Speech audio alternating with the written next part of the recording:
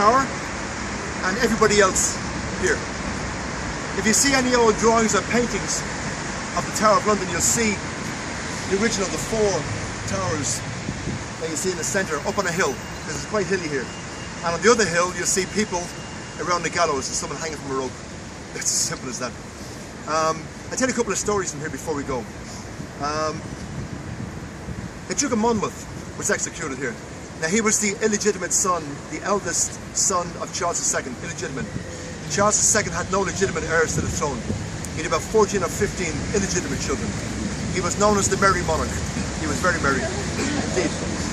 So when he died, his brother James took over and he became King James II. Now James was a Catholic at a time of great Catholic Protestant tension, and it was believed he wanted to turn the country back to Catholicism. He wasn't very popular for lots of reasons. So when he took over, Duke of Monmouth rose up against him, the son of Charles II. He failed, he was chased, he was caught and executed here. They chopped his head off. They realised afterwards they didn't have a portrait. You had to have a portrait of nobility. So what did they do?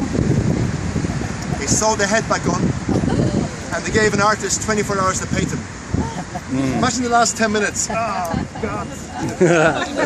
That's one story, right here.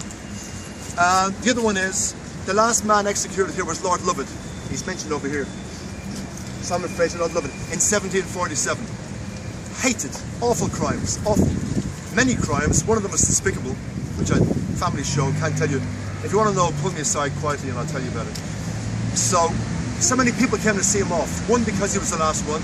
Two, because he was reviled. So many people, they had to build scaffolds for people to stand on. There were so many people on one of the scaffolds it collapsed, killing a few people. Lord Lovat, great sense of humour, dark humour. He saw the irony. You came to see me off and you died. He was still laughing when they chopped his head off. Now for years I was saying, I'm sure that's where the expression came from. And it is.